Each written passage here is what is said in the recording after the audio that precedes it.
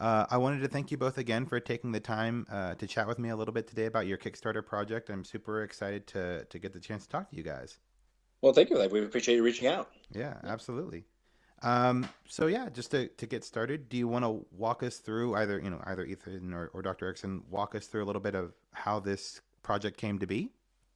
Sure. I think you can probably start a little bit. Okay, yeah. So basically, we had the idea for a while, and we just kind of wrote it down in my Star Wars notebook, and it just kind of started like that for a while, and then we got a prototype, and then we sent out a pitch to Paradox Interactive, who we're currently working with on our Kickstarter, Right. and they loved the idea, and so we sent them in a more like professional prototype, I guess you could say, Hmm. and they liked it, and they said that with a few tweaks it'll be ready to go, and now our Kickstarter is launched. Yeah, and it's Yeah, doing really well. Yeah. yeah, we're very happy. Oh yeah. Yeah, it Yeah. basically started out with us just wanting to do we just thought it'd be kind of fun, just the way Magicka is played, where you combine these elements into spells. We Mhm. just thought that just fit really nicely into kind of a card game. We were kind of a little bit into card games at that time, and we thought, oh, that'd be kind of a fun one just to make. So Ethan just got out some couple scraps of piece of paper and a pencil and started making up these little cards, and we would just kind of play around with them, and it just got kind of fun. Yeah. And then we just did different versions of it. He actually kind of basically did those mostly until we started to see that this was actually looking to be like a pretty darn fun game. And Yeah. when we really kind of reached out was when we got to the point where like, hey, it would be kind of cool if we could make this as a game we could sell. I think Ethan had an interest in that because we were watching a lot of like the Shark Tank and things like that. Right. And then and I kind of told him, I was like, well, we can't do that because we don't have the permission, from the company who actually owns the rights to it. So Hmm. that's when we did the pitch video, and we sent that out. Ethan wrote the script for it. I think I edited like 2 lines. He actually did pretty much the whole thing himself. We recorded that in 3 takes or something on those lines, Uh-huh. and edited it and emailed it the same day, and then they emailed us back within 4 days saying they loved the idea. So it was pretty whirlwind kind of a thing. It's been pretty exciting. So it seemed to go from 0 to 60 pretty quick then. Ridiculous. So, Well, it kind of backfired a little bit because I originally was kind of using it as a learning experience. Like, okay, Ethan, business is hard, and they're gonna say no. yeah. They're a card game company. They're a video game company. Right. So I kind of said, they're gonna say no, and then we're gonna come back and we're gonna ask them a different way, and then we're gonna talk to somebody else, and they're gonna say no again, and we're just keep trying over and over and over again. And Ethan said, no, they'll contact us in like a week. It's like, no, there's no way that's going to happen. And they, of course, contacted us in less than a week. Of So course. he made me look like an ass. Of course. That's hilarious. Yeah, well, obviously, he knows best in this scenario, I guess. I guess so, yeah. Came back to get you. He did. Yeah, so Ethan, there are a lot of different games out there, tons of card games and tons of video games out there as well. What was it about Magicka that inspired you to make this card game? What was it that stood out to you about it? I thought that since there was already like Magicka was already such a great game, and everyone like it was very very popular back in Sweden where it was made. Hmm. So I thought that it would be like really good to make since like there's already a wide audience for it. Right. And also I thought that it just stands out from other card games, combining elements into spells instead of like summoning minions like Pokemon and World of Warcraft and all of those other games is completely different than those. And I thought that that would bring almost like a whole new market, but Hmm. not quite. Like, Right. we're kind of a big Minecraft family, and it almost had kind of a crafting element to it where you can actually take these pieces and put them together. Like these pieces that by themselves don't do anything, but when you put them together, it creates something kind of cool. So I think that's I like that part of it. And I think Ethan liked the idea. I think Ethan probably likes the silliness part of it too. Yeah, That's the mayhem element. Yeah, I was looking into that a little bit. I mean, that was now. Did you have the idea for combining the elements and making the spells initially, and then the mayhem was just sort of like added on after the fact, or was the idea of spells going haywire sort of there from the beginning? The idea was kind of there from the beginning, but we Uh-huh. didn't add this the mayhem cards until later. Okay. Basically, since Magicka is just like that, you basically accidentally kill your friends. yeah. Uh-huh. This time it's on purpose though, Yeah. but Yeah. then you can kill yourself. Yep, on accident. Mayhem and stuff. And so we thought that that would be even more like the actual game, and that's exactly what we want to make it stand out. Yeah, the first several versions, it was really just straight up mix these ingredients together, create this spell, and just create damage. Yeah, you could do damage, or you could do like a shield to protect yourself, but real straightforward. And it was pretty fun. We enjoyed playing it, but it was it got kind of repetitive after a while, and it was nothing like Magicka. There was none of that kind of like the most fun times in Magicka is when something goes horribly wrong, and you're just completely like you're laughing for like a couple minutes afterwards because it's so not bad. What you expected. Yeah, it was so not what you expected. Exactly. Yeah. And then we did the kind of the mayhem cards to try to mimic that as best we could, and I think we did a pretty good job. It does kind of create some of that silliness, definitely. Great. So Dr. Erickson, I think some people would see the project, they see the Kickstarter and how successful it's been, and they wonder how much of it was Ethan's idea and to what capacity you helped him out. It's sort of this classic, science project dilemma, where the kid comes in with the volcano, and it's like obviously not made by a kid or whatever. Definitely. But when did you realize this idea was more than just like a fleeting passion? I think you kind of dabbled in this a little bit, but when did you realize it? And what do you make of this response so far? Oh yeah, definitely. I'd say when we added the mayhem cards, I think that's really when it kind of hit me. Because at first it was something like, oh, this is kind of fun. We were using these little scraps of paper with just pencil markings on it, and it was just enjoyable to do. But then you figure, okay, we'll get bored with this in a couple weeks. Once you added the mayhem cards, it became so similar to the original, because we originally actually branded it as Magic Mayhem. Mm-hmm. So that if it just in case I was kind of expecting that Paradox would tell us to go pound sand. So I thought we'd be kind of protected, and then we could take that and we can make the game maybe in another way, just something kind of simple for fun. Because from the very beginning, we liked the idea of having something that we could kind of use as an entrepreneurial kind of training thing. So that was definitely something we had as an idea from the very beginning. Not necessarily Kickstarter, but just some way we can kind of have this thing, and then he could sell it to his friends at school. Yeah, that kind of thing. Yeah. And then when the mayhem cards came along, I just thought it really seemed a lot like the actual brand itself, and I thought they might actually go for it. So we really kind of put our thinking caps on to try to create the best possible pitch. We definitely sent the document over with it, and I can say, even though Ethan did the kind of the ideas and a lot of the cards and that type of stuff, I wrote the entire design document for it, which was probably a dozen pages. Right. It was really long, very detailed on how you'd play the game, hoping that that kind of enticed them. I've done lay it out for them, what the game totally, and I did all the graphic design type work. Although a lot of the text and stuff we kind of come up with together. That's really fun. We've had a really good time doing that. And then the gameplay elements, actually, Ethan's really good at. He has this kind of very strategic mind. So he'll determine like how this works and how that works. He can kind of see when you can take advantage of a gaming system. So he would basically find ways to cheat, and then we'd change the rules to make sure he couldn't cheat anymore, because it wasn't a cheat before, but now it is because it's in the rules. So he was really instrumental in doing the rules kind of stuff. Mm-hmm. And then the Kickstarter, I did a lot of the Kickstarter stuff, kind of getting that all ready. And we've had some help too. We had somebody help us with the video, and we had somebody help us with the Kickstarter video. We had somebody help us with the actual recording of the video that he used, and then to edit the video. And then things along those lines. So it's been kind of a collaborative process. Kind of like it takes a village sort of experience. Very much so. Like. And nowadays Kickstarters, they expect a lot.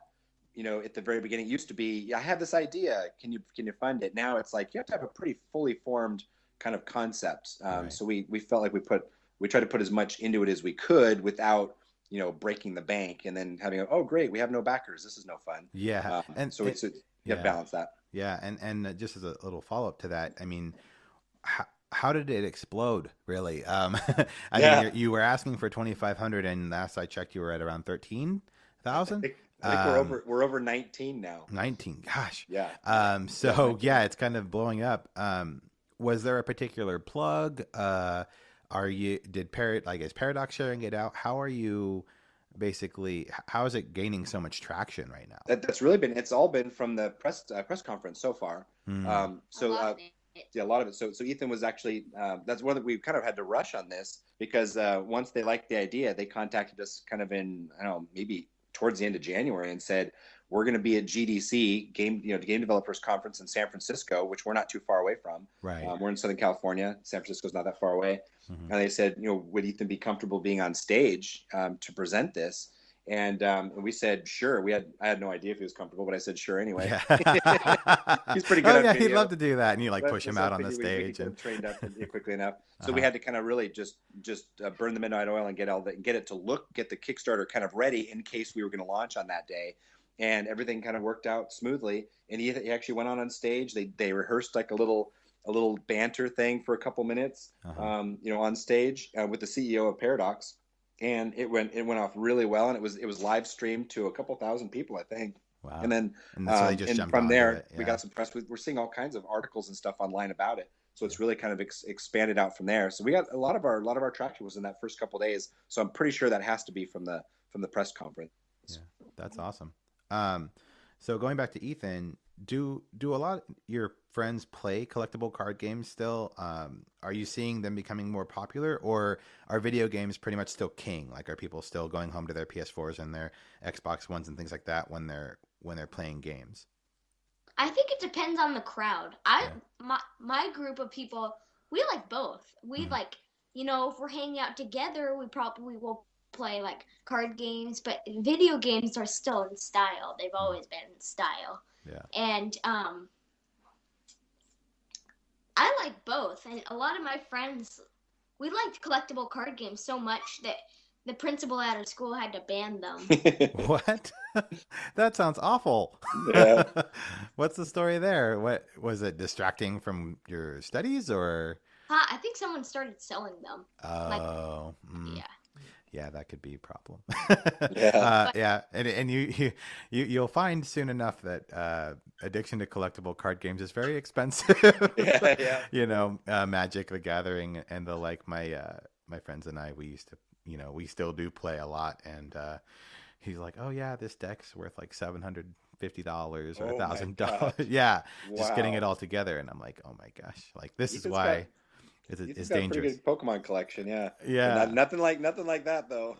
Well, Magic, Magic, it's easy to do. They have cards that are so expensive, but wow. Yeah.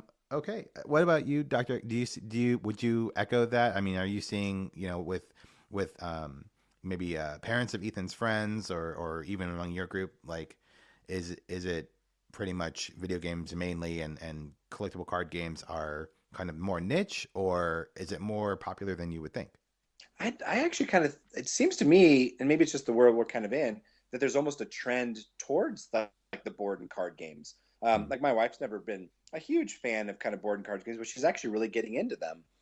And my daughter really enjoys them a great deal. And then it just seems like the computer games, they become almost so like video games, computer games, console, all that kind of stuff. Right. They're so kind of involved, and they're so expansive, and you have to devote kind of so much to them. It's almost nice to just go back to something a little bit simpler, and it's more kind of social. It's almost like the social media type thing, where we went from real social to social media, where it's kind of that virtual social, and then people are almost kind of getting a little bit burned down on that. And I'm actually starting to see where people are reaching out more and actually wanting to get together and go have drinks, or get together and go have lunch.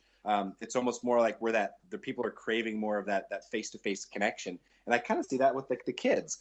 Like they do all these games and stuff, but it's very kind of isolating.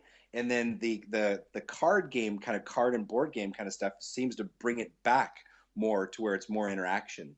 So I don't know if that's actually a trend or not, but it's certainly one that I've kind of noticed. And I like it. I think it's just different. Yeah, and it's funny. My wife and I were actually mentioning this a little bit earlier. I would say it also has to do with the decline of like local co-op games on consoles, because there used to be a time, like when I was in college and high school, Super Smash Brothers and Mario Kart, and people would come over and we'd all have the adapters and everything, and it was a lot easier to get more people involved. But now with so many console games, with all this online play, I just saw an announcement the other day that like the new Teenage Mutant Ninja Turtles game, it's supposed to be like an arcade brawler type, and it won't have local co-op. What? That's so weird. I know. And so it's that sort of thing. I feel like in its place, we're seeing more of that card and board game popularity emerging, because that's what you do when you get your friends together, right? You all want to play something. And we've noticed that ourselves, definitely. Yeah, and on that note, so you guys like to play games and stuff like that together. Which one is your favorite besides the awesome game that you guys have developed? What's a favorite game that you guys have to play together?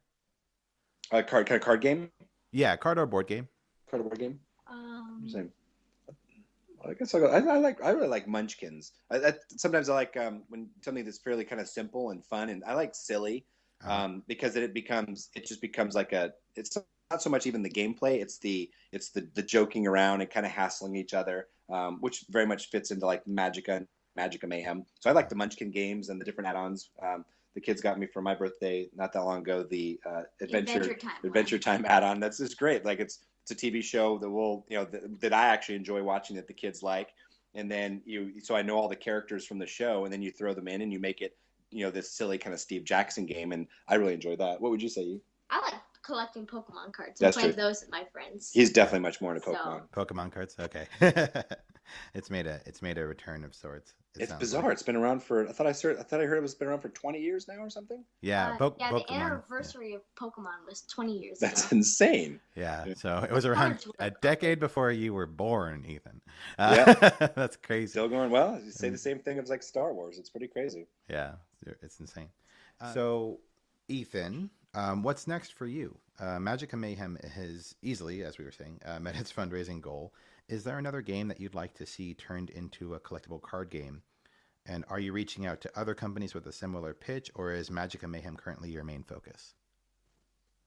I think right now we're focusing on Magicka Mayhem. I think that you can't just have too many things going at once, because then you'll explode. That's right. Very true. Very true. And I just don't. We've done so well with this, and we've had such a good, almost like a good luck streak. Yeah. And I don't want that to end. I think that we're doing so well, and I just can't afford to let that go downhill. Yeah, I think that kind of fits with the way we've been trying to teach Ethan about entrepreneurism and such too. Is when you have when you're doing well kind of in one area, try to take that get that one well established, and then before you kind of go digging somewhere else. So I think that's so I would like to kind of see that one going. We definitely have some ideas, but actually a lot of them seem to be kind of offshoots of Magicka Mayhem anyway. Right. But I kind of have been thinking I would love to see us. They just worked so well, and there seems to be so many conversions now towards card and board games from computer games that you have some of these games that are were around a couple years ago. There's nobody really playing anymore, but they were really fun games. Why not kind of revitalize the franchise with a more homespun, physical version of the game. So I could imagine a couple different scenarios where we do something along those lines, or at least I would like to. Whether Ethan wants to or not, I could see myself doing that. You're like, this is turning into something pretty awesome. I'm gonna take this and run with it, right?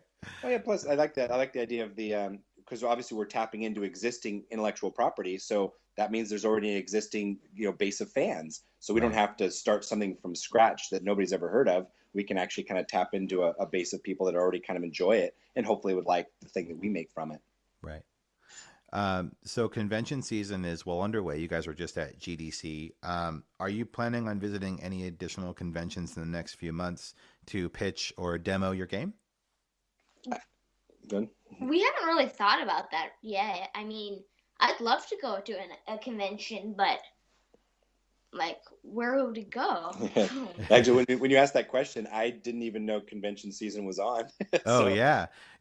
I mean, it just got started. I mean, gosh, there's so much going on. WonderCon is this weekend. SakuraCon's the same, but it's up in the Northwest. Some of them are like anime cons. Some of them are video game conventions. There's PAX Prime, which is a really big board game convention as well, which is coming up soon. That's where some of the biggest Kickstarter projects kind of got started. Have you been following Sentinels of the Multiverse at all? I have not. No. Okay. What do you think? No, yeah. No, we haven't. No. Yeah, I will. Well, as fans of quality card games, I would highly recommend looking into it. Greater Than Games is the company behind it. I actually did an interview with Christopher Bedell, who is the chief game designer, and they got started there. So I would give it a look and take a look at some of the conventions that are going on nearby. There are a good amount in California.